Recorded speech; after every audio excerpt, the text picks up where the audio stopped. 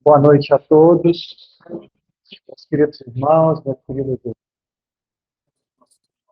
Altas.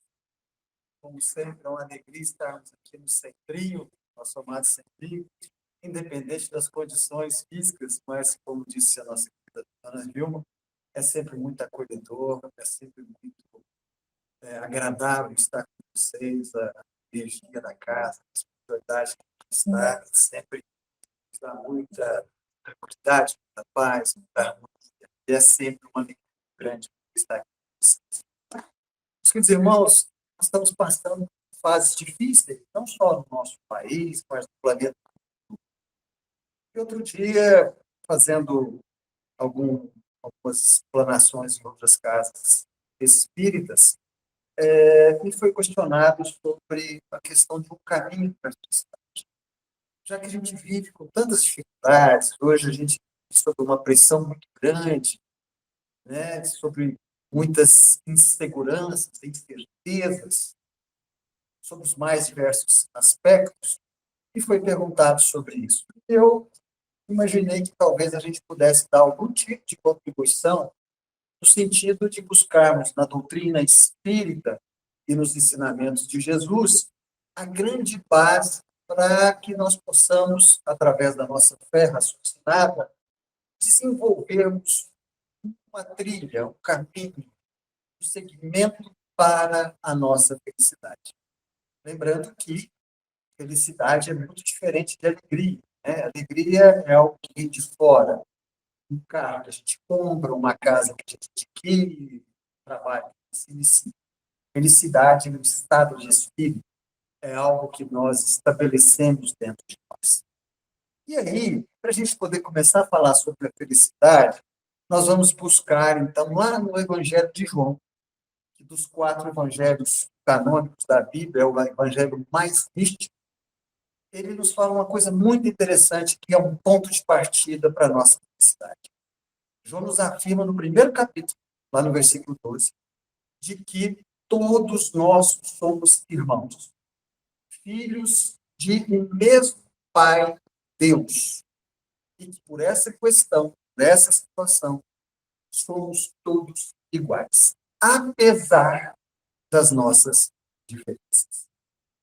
E aí é muito interessante, porque a gente vai percebendo que existem vários fatores na nossa vida que vai, evidentemente, corroborando, né, com o que João nos falou, com a evangelista nos falou. Realmente somos irmãos, porque existem fatos muito claros na nossa vida que nos igualam. Um deles é, por exemplo, o desencarne. Todos nós vamos desencarnar. Mas um que é muito próximo, que é mais fácil da gente avaliar essa questão da nossa irmandade, é a dor. A dor nos iguala. E é muito interessante que, independente do time de futebol que você torce, independente da religião que você tem, independente da sua intelectualidade, da cor da sua pele, do gênero sexual, da política que você gosta, a dor é sempre igual. Então, quando a gente pensa, por exemplo, num indivíduo que a gente, por alguma razão, pensa que ele é inferior ou ele é diferente da gente, basta a gente refletir e lembrar, por exemplo, de uma cólica intestinal. Esse indivíduo que tem, ou que a gente imagina ser inferior a gente, ele, sentindo a dor de uma cólica intestinal, terá a mesma dor que nós temos quando temos uma cólica. Ou seja, somos filhos, somos irmãos, apesar das nossas diferenças. Mas a dor tem um fator muito interessante. A dor só pode ser sentida por cada um de nós. Cada um de nós só podemos sentir a nossa dor. É claro que nós dividimos a dor moral. Naqueles momentos difíceis, junto com as pessoas que nós amamos, nós compartilhamos aquela dor moral daquele momento difícil. Mas, quando agredimos alguém, somente o agredido é que sente a dor. Portanto, cada um de nós só podemos sentir a nossa dor. E o que é muito interessante sobre esse aspecto da dor que nós geramos é que a reencarnação, ou melhor, as leis de Deus, têm um instrumento perfeito, educativo em relação à dor que a gente provoca no outro. Qual é? A inversão de papéis. Então, se na vida passada eu cortava as mãos, nessa eu vou ter minha mão cortada. Qual é o nome que o Espiritismo dá a isso? Expiação. Então, expiação é colheita. Todos os processos de expiação dos quais eu hoje vivencio são colheitas. E a gente sabe, a espiritualidade nos explica isso de uma forma absolutamente perfeita, que ninguém colhe o que não plantou. Ou seja, independente da dor, do problema, da dificuldade, da limitação que nós possamos estar vivendo hoje, é uma consequência de uma causa que nós mesmos criamos na nossa vida. Dessa encarnação, ou encarnação. E aí a gente pensa, nossa, mas como é difícil. E para que serve uma expiação? E aí vem os Espíritos de luz e nos explicam. Para nos ensinar. É um processo didático, pois as leis divinas nos colocam no lugar do outro para que nós possamos experimentar, vivenciar e compreender qual é o resultado da dor que nós causamos na vida do outro. Opa! Então, se eu estou passando o que eu estou passando, e não está fácil a minha vida, eu provoquei isso na vida do outro, é fato. E contra fatos não há argumento. Então, o que é o processo natural? Eu não repito esse erro mais. Aprendi, esse sofrimento ou essa expiação deixa de existir, o meu sofrimento acaba e eu sigo o meu processo. Só que é muito interessante, a gente pensa assim, mas será que todos nós precisamos mesmo passar por esses processos dolorosos de aprendizado da vida? Será que nós precisamos mesmo furar o olho do outro para que numa outra oportunidade futura a gente tenha o nosso olho furado? Será que é necessário viver isso? Não. É claro. E o que é mais interessante, gente, o que é mais incrível, é que nunca faltou à humanidade terrena, instruções, ensinamentos sobre como evitar esses processos dolorosos de resgate. Na China antiga, só para a gente lembrar rapidinho, que a gente podia ficar aqui um bom tempo falando sobre isso, na China antiga, existia um sábio que se chamava Confúcio. E ele tinha uma ferramenta perfeita para que nós pudéssemos evitar esses processos de dor, de aprendizado. Ou melhor, de expiação. O que Confúcio nos ensina? Para evitarmos esses processos? É simples. Não façais aos outros aquilo que não quer que faça. E o mais incrível é que 500 anos depois de Confúcio, Jesus, o nosso grande mestre, vem à Terra, reencarna para trazer de novos ensinamentos e ensina a mesma coisa. A mesmíssima coisa. E aí, nós vamos entendendo, então, que são processos que vão cada vez mais trazendo para nós esses entendimentos. E é muito interessante, porque existe um fato verídico que traduz muito bem essa situação, desses resgates que nós. Certa vez, já no centro de Uberaba, Chico Xavier foi procurado por um queridíssimo amigo que participava muito de todas as atividades do centro e tudo mais. Ele era um indivíduo socialmente muito conhecido, muito respeitado, né? Ele tinha um escritório de contabilidade, que era muito respeitado em Uberaba, e Chico tinha um carinho muito especial por ele. E ele tinha um apelido de Quincas. Certo dia, Quincas chega ao centro espírita, no comecinho da noite, triste, arrasado, cabisbaixo. Chico bateu o olho nele, de imediato percebeu que ele estava bem. E aí, foi ao encontro dele e perguntou: Quincas, o que aconteceu? Por que você está tão abatido assim? E o Quincas vira para o Chico e fala: Chico, entraram essa noite passada no meu escritório de contabilidade e roubaram tudo de valor que você possa imaginar. Tudo de valor. Não satisfeitos com o roubo, os meliantes destruíram tudo. Quebraram as cadeiras, as máquinas, as mesas, rasgaram todos os documentos fiscais dos meus clientes. E aí ele ficou esperando o posicionamento do Chico. E o Chico foi, colocou a mão sobre o ombro dele e falou assim: Ah, querido Quincas, é tão bom quando a gente começa. Aí a gente vai percebendo a dimensão das coisas com as quais nós estamos lidando na nossa vida. Como é que nós estamos lidando com essas adversidades? Porque se elas estão na nossa vida, porque houve uma causa. Quem é o responsável dessa causa? Nós mesmos. Porque nós não pagamos nenhum pecado. Porque Deus é justo.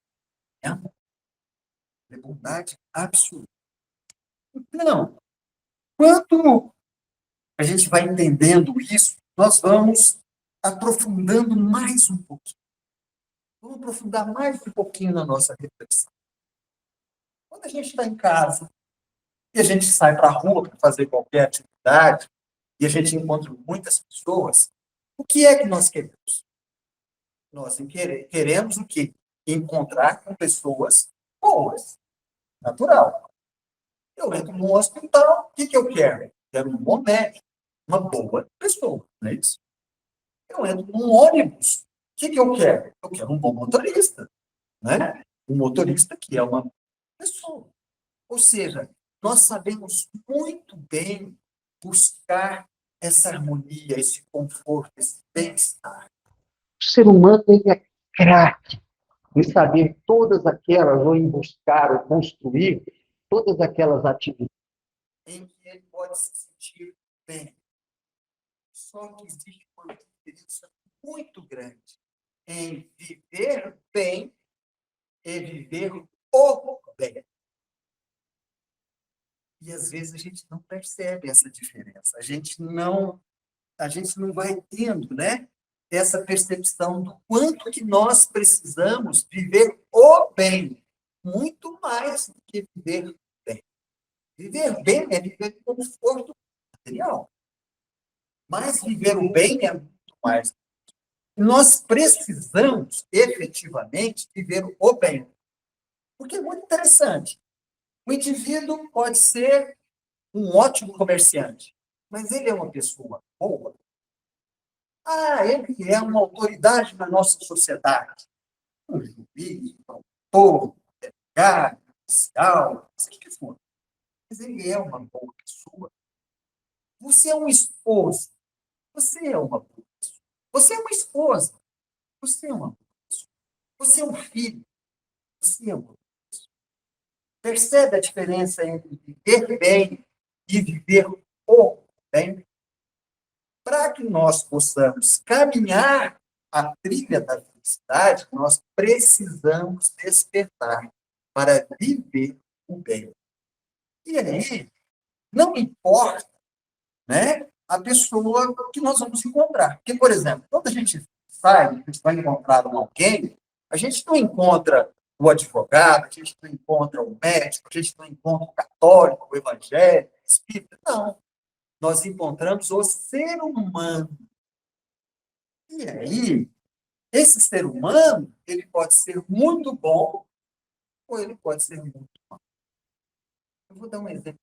Vocês devem se lembrar que de um dos episódios mais impactantes da biografia de Mahatma Gandhi foi que ele pregava, né, a Satyagraha, ou seja, a não violência, sobre aspecto nenhum. Ele não devolvia nenhum tipo de violência à violência que ele recebia. Em um determinado momento, já perto do assassinato dele, quando os britânicos já estavam sem saber o que fazer, Certo dia, ele caminhava pela rua e ele me encontra com uma autoridade do exército, né, britânico. E a hora que ele me encontra, ele pequenininho, magrinho, baixinho, um indivíduo muito alto e tudo mais e tal, ele se para na frente do indivíduo e não faz nada. Esse indivíduo, corpulento e tudo mais e tal, levanta a mão, dá um tapa. Mas o senhor tapa na cara do Gandhi. O Gandhi pequenininho, magrinho, sabudo. Levantou, falou nada, quieto, o indivíduo passou. Depois foram entrevistar, né, porque isso tornou público, foram entrevistar esse indivíduo. Ele falou assim, não, eu sou cristão. Todos os domingos eu estou na missa. Eu confesso, eu faço todas as coisas necessárias dentro de uma igreja. E eu pergunto, ele era uma boa pessoa? Ele era um bom... Bom, vamos lá. Vamos complicar mais um pouquinho a nossa reflexão. Vocês estão vendo que eu estou esticando vocês, e essa é a nosso objetivo, é provocar para a gente poder refletir. Então, vamos lá, né? Qual é o objetivo do Espiritismo? Nós somos espíritas, adoramos o Espiritismo, a doutrina, o livro dos Espíritos, o Evangelho, as obras de André Luiz, estamos e tudo mais. Qual é o objetivo final, maior do Espiritismo? Ele poderia responder assim, não, é o seguinte, hoje nós temos 1,5 milhão de espíritas. A nossa próxima meta é batermos a meta de 2 milhões de espíritas. Esse é o objetivo do Espiritismo. Será que é esse o objetivo do Espiritismo? Então, o que a gente precisa entender? Qual é o problema disso, que a gente chama disso de proselitismo? Qual é o problema disso? Eu vou ter 2 milhões de espíritas, mas eu vou ter espíritas bons, muito bons, mas eu vou ter espíritas maus. E aí, né? O que nós queremos? Nós queremos um espírita bom, né? Ou seja, um espírita, ou nós queremos um ser humano bom? Qual é o objetivo? E é muito interessante, porque o objetivo do espiritismo é o quê? A formação do ser humano do bem. Tudo isso que a gente estuda na doutrina espírita, sobre o aspecto teórico, sobre o aspecto filosófico, sobre o aspecto espiritual, sobre o aspecto psíquico, científico, tudo. O objetivo é só transformar o ser humano num homem bom. É isso que nós estamos aqui. E dentro dessa história, é muito interessante, porque na hora que a gente vê isso, essa questão do homem bom, a gente pensa assim, mas fulano não torce para o mesmo time que eu. Isso não importa. Ele é bom. Mas fulano tem o mesmo gênero sexual que eu. Isso não importa. Mas fulano não vota no mesmo candidato que eu. Isso não importa. Mas o fulano tem a maior dificuldade com determinados tipos de pessoas. Então, o que nós precisamos entender? O que é esse ser humano? E aí, meus irmãos, tem uma passagem muito interessante que aconteceu também com o Chico Xavier. Certa vez, estava lá o Chico numa mesinha, né? Cada um trazia um tipo de problema. E certa vez, uma mulher entrou na fila por horas. Até que chegou a hora dela conversar com o Chico. E o Chico, com aquela calma dele, aquela tranquilidade, sempre muito acolhedor, né? Oi, minha filha, tudo bem? O que te traz aqui para falar comigo? O Chico, eu estou com um problema imenso. Eu estou com uma dificuldade tremenda com o meu marido. Aí eu fiquei pensando, tem reclamação. Será que ela vai reclamar mais? Me conta, minha filha, o que é? O que está acontecendo? Chico, meu marido é um excelente marido. Ele é um excelente pai. Ele é um excelente amigo. Ele é um excelente profissional, honesto, mas ele tem um defeito imenso. Aí eu chego e digo, meu Deus, o que será o defeito desse homem?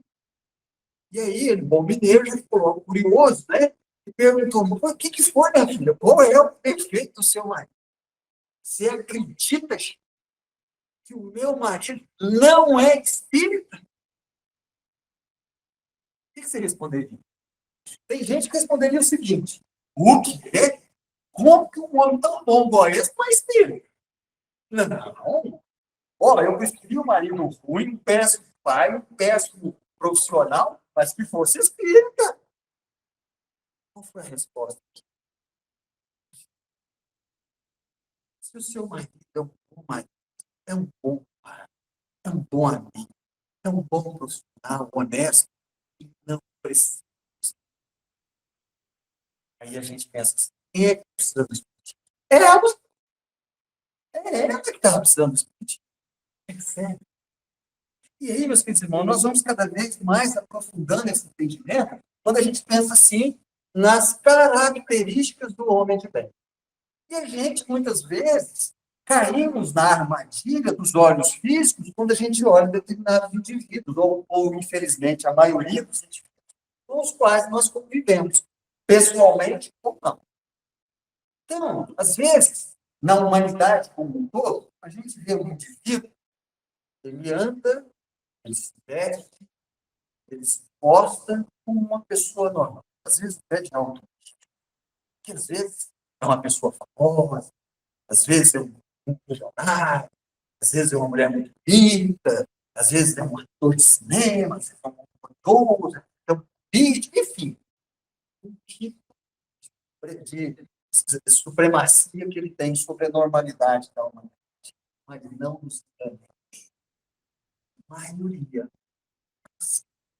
que vivem uma primitividade nos seus sentimentos, nos seus pensamentos, nas suas palavras, nas suas ações. São indivíduos que não conseguem, apesar de aparentemente estarem vivendo uma supremacia nesse mundo físico nosso, viver essas qualidades do homem. Porque o homem de bem, a primeira coisa que ele faz, ele prega a paz. Ele prega o que Jesus nos falou no Sermão da Montanha. Ele prega a mansidão, ele prega o perdão, ele prega a paz, ele prega a concordância, ele prega a paciência, ele prega a disciplina, ele prega a persistência, ele prega a fraternidade. Esse é o homem de Deus. Então, se eu tenho uma atriz maravilhosa, linda, uma cantora excepcional, um bilionário, um ator de cinema, um político poderoso que não faz isso, não pode ser um homem. Ué, essa aqui é a realidade. Essa aqui é a realidade. E aí nós vamos percebendo, né, que esse processo vai nos tocando. E a gente pensa assim, legal, Luiz, você está colocando a gente numa saia justa.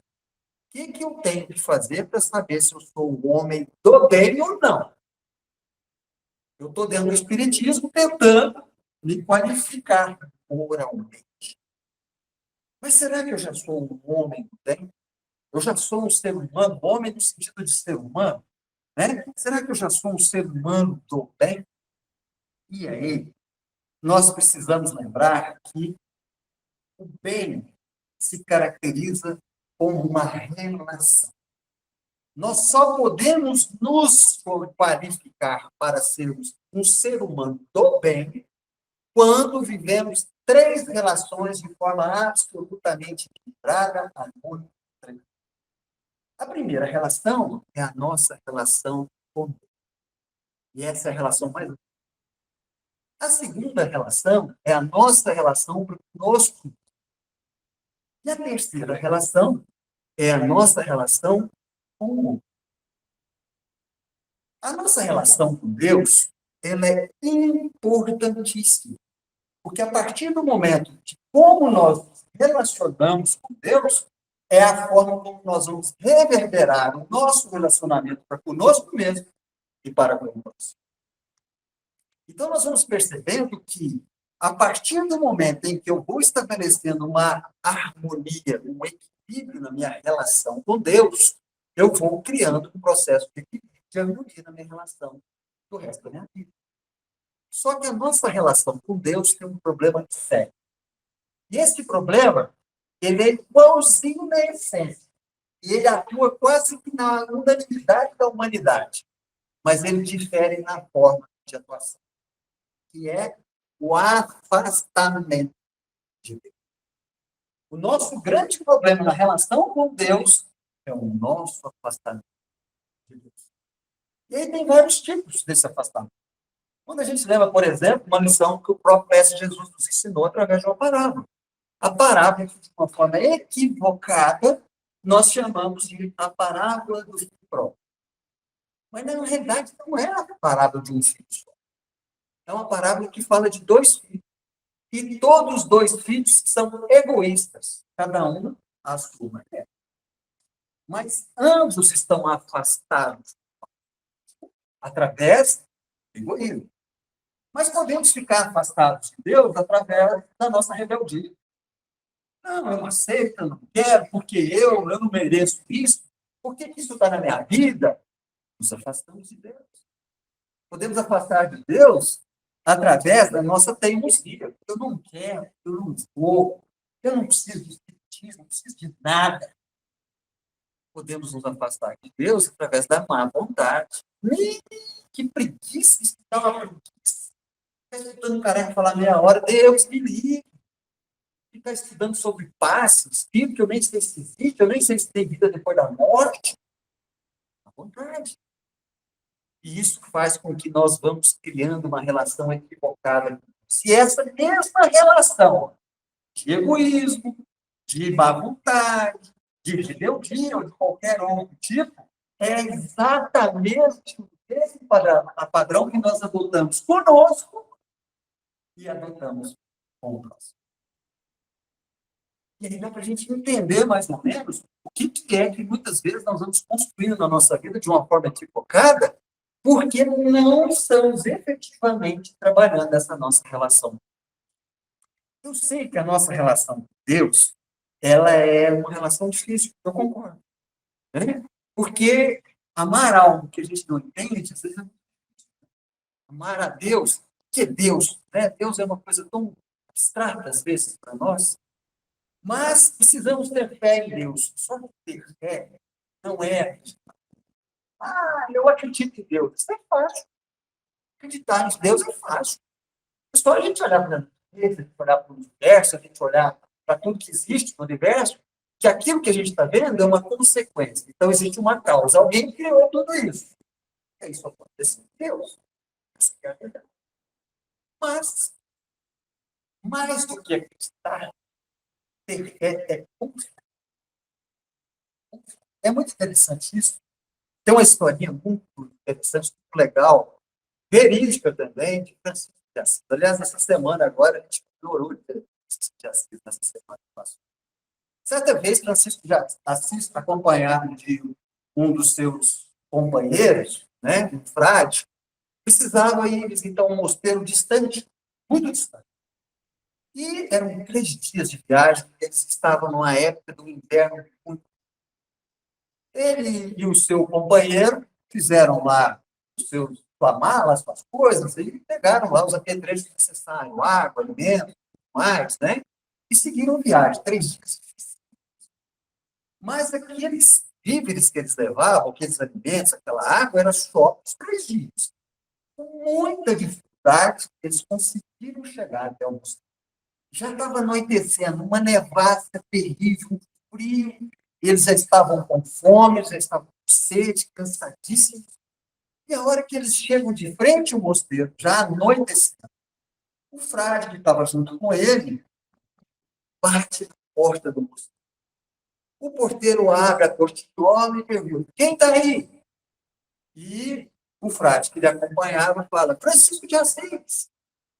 E aí o indivíduo fala assim: Francisco de Assis? Aquele fim de mundo? Larga de ser mentiroso. Pum, fechou. O frade que estava com ele caiu de joelhos no chão. E a hora que ele vira para Francisco de Assis estava dando feliz, rolava no chão da neve só subindo. Ele olhou e pensou assim, Pai Francisco, que eles chamavam Francisco de Pai Francisco. Pai Francisco deve ter ficado doido. Alucinado. E virou para ele e falou assim, Pai Francisco, nós estamos sem alimento, morrendo de fome, sem água, morrendo de frio, e agora nós não temos mais para onde ir. Estamos no fim do mundo. O senhor está feliz? Francisco vira para ele e falou assim, claro, eu esperei a minha vida inteira por esse momento. A minha vida inteira por esse momento. Porque nesse momento, qualquer coisa que acontecer conosco, eu dependo da vontade de Deus. Literalmente, nesse momento, eu estou nas mãos de Deus. De repente, a porta se abre, o diretor do mosteiro abre as portas, os braços e fala, Francisco, eu sabia que você estava vindo, houve um engano aqui dentro. Entre. E um outro caso muito interessante, também com o Chico Xavier, eu adoro os casos do Chico, por isso que eu falo. O sujeito armado entrou na fila, aquela fila de horas, ficou com a arma no bolso, esperando para falar com o Chico. E foi ele que ficou horas na fila. A hora que ele chegou na frente do Chico, o Chico teve jeito manso, tranquilo, dele, paz, acolhedor. Pois não, meu filho. O sujeito tirou a arma, botou na testa do Chico. Chico, eu vim aqui para te matar. O Chico super tranquilo. Jeitão dele, paz. Ah, meu filho, que seja feito. Na mesma hora, o sujeito começou a tremer com a cara. Começou a chorar de uma forma muito suave. Guardou a arma e saiu correndo. O povo queria ir atrás dele. O Chico falou, não, deixa. Isso é confiar. Será que a gente confia? Será que a gente confia que nesse exato momento nós estamos no lugar que nós precisamos estar para poder evoluir? Será que a gente confia que nós estamos convivendo com as pessoas da nossa família, do nosso trabalho, do nosso centro, com as pessoas que nós precisamos para poder evoluir?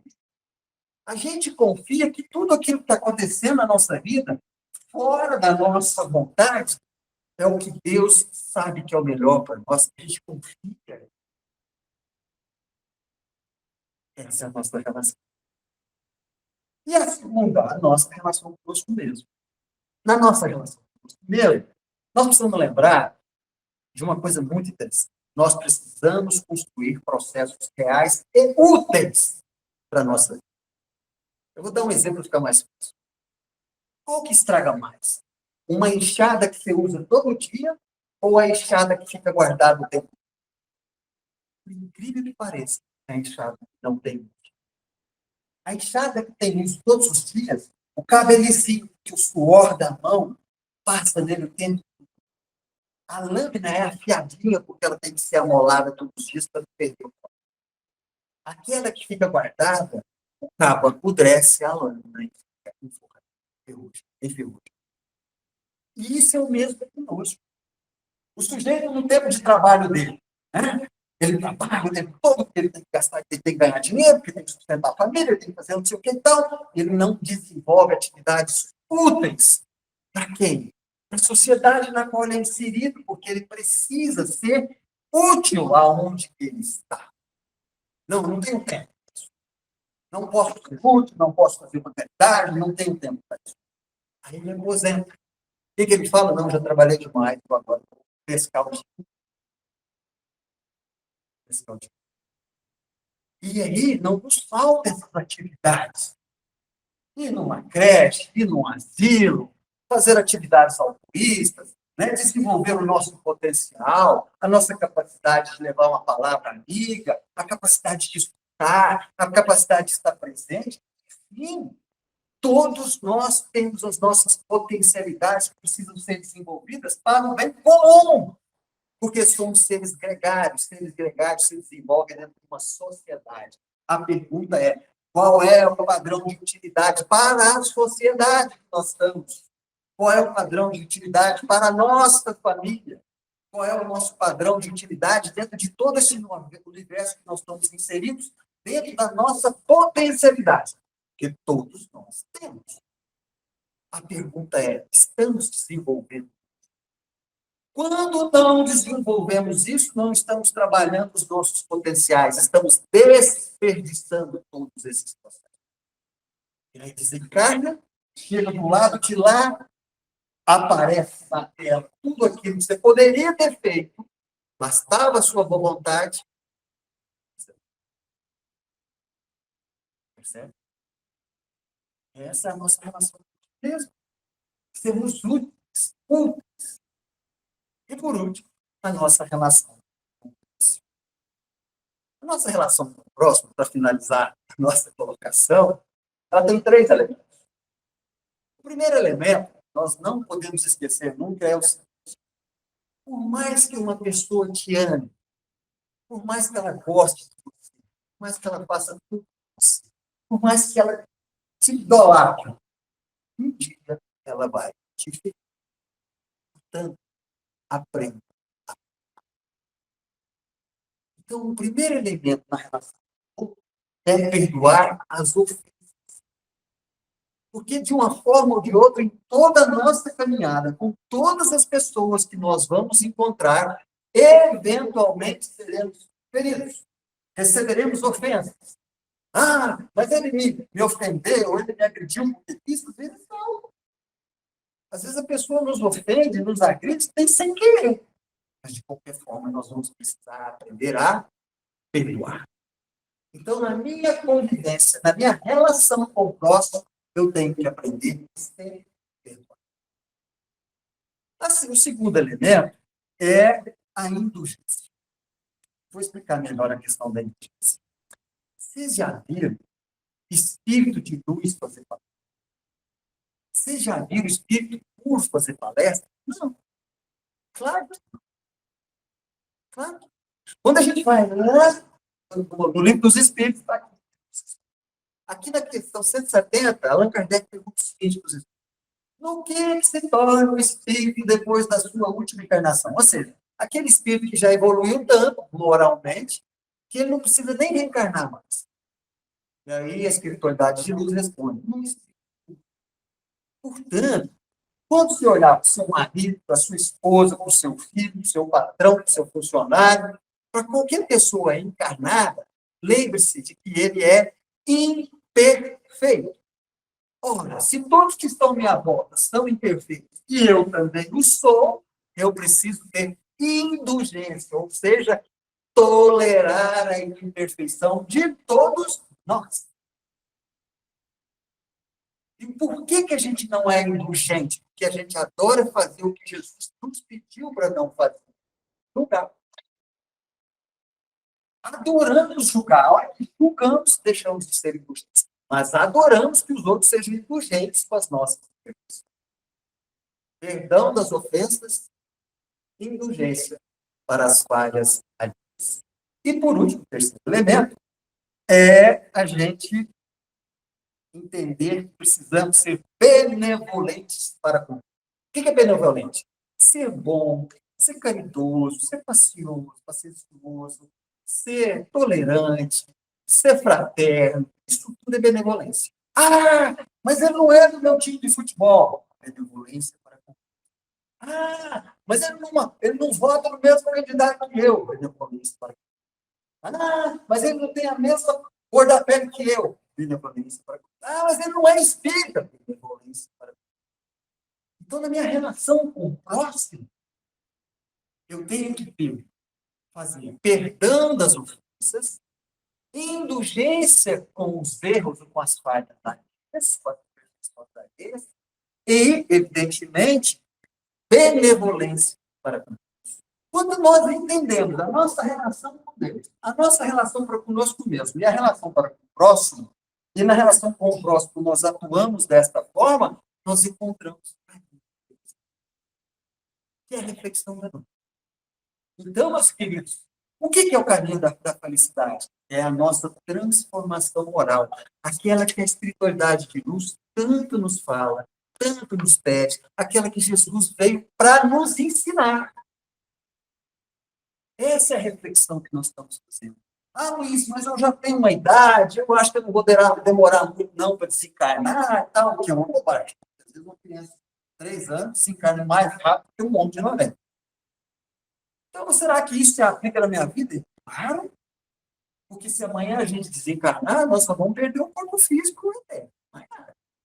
O corpo espiritual é e o mental, que é onde estão os nossos sentimentos, as nossas emoções, os nossos pensamentos, continua o mesmo. E aí, dentro desse parâmetro, a gente começa a pensar, opa, então se existe a expiação e nessa vida eu não resgatei tudo que eu precisava, porque eu me revoltei com Deus, porque eu tive má fé com Deus, e assim, má vontade com Deus e tudo aquilo que a gente já estudou aqui hoje, lá na frente eu vou ter que tentar.